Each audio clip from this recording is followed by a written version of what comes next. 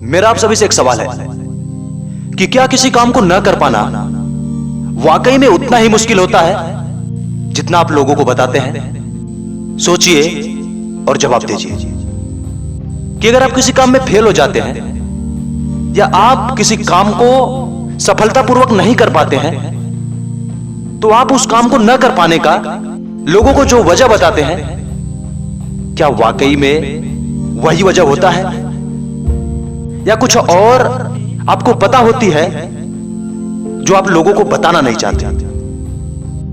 जरूर कुछ ना कुछ ऐसा होता है जो हम लोगों को बताते नहीं कि किस वजह से मैं असफल हुआ।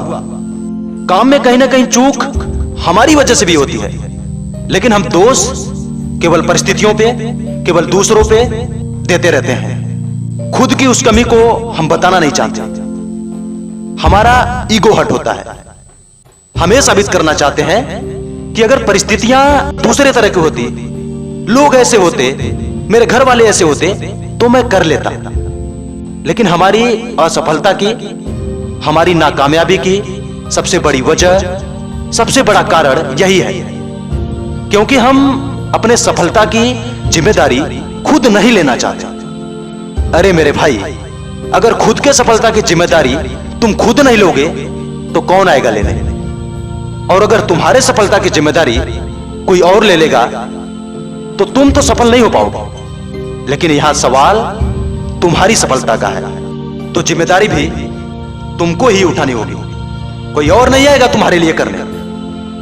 और जो ये बहाना देते हो ना, इससे होगा कुछ नहीं। जरा एक बार सोचो ना, जब तुम किसी काम में असफल होते हो और जब कारण गिनाते हो अपनी असफलताओं का, तो कहीं ना कहीं तुम्हारे दिल में, तुम्हारे दिमाग में ये बात जरूर रहती होगी कि अगर मैं इसे और बेहतर कर लेता तो शायद सफल हो सकता था।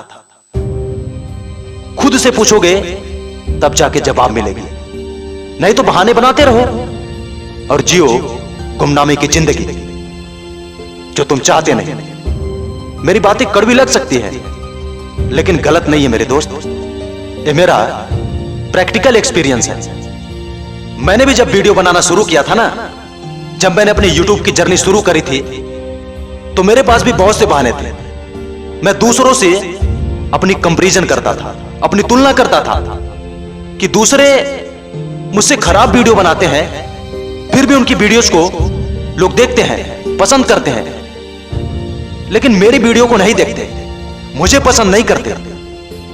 मैं ये तलाश नहीं कर रहा था कि कमी मुझ में क्या है कि लोग मुझे नहीं देखते, मुझे नहीं सुनते।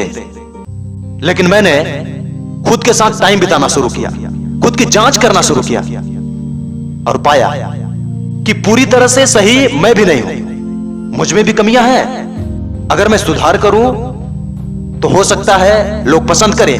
और आज परिणाम तुम्हारे सामने है। मैं अपने आप को बहुत सफल तो नहीं मानता, मैंने बहुत बड़ा मुकाम तो हासिल नहीं किया, लेकिन हां, एक बात जरूर कहूंगा कि मैं पहले से बहुत बेहतर हो चुका हूं और बेहतर होने की प्रक्रिया लगातार चलती रहेगी जब तक मैं जीवित हूं, क्योंकि परफेक्ट कोई कभी नहीं हो सकता।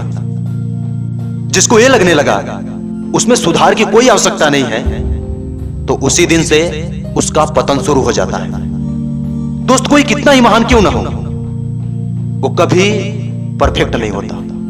किसी भी काम को पहले से बेहतर किया जा सकता है और मैं लगातार यही कर रहा हूं। मेरे अंदर कमियां हैं और हमेशा रहेंगी।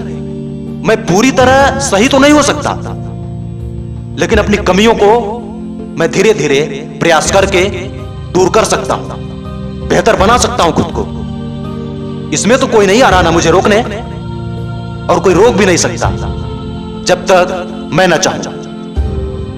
और ये मेरे जीवन का प्रैक्टिकल अनुभव है। मैंने खुद फील किया है कि जब तक हम तैयार नहीं होते खुद में बदलाव के लिए, हमारे जीवन में कभी भी बदलाव नहीं आ सकता। हम कितना ही दूसरों पे दोष दे दें, हम कितने ही वजह गिना दें अपनी असफलताओं की, कोई फर्क नहीं पड़ेगा।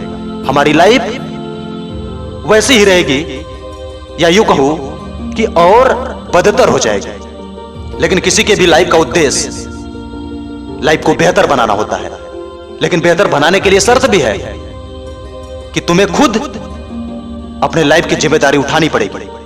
कोई और थोड़ी आएगा तुम्हारी लाइफ की जिम्मेदारी उठाने, तुम्हें खुद उठाना पड़ेगा।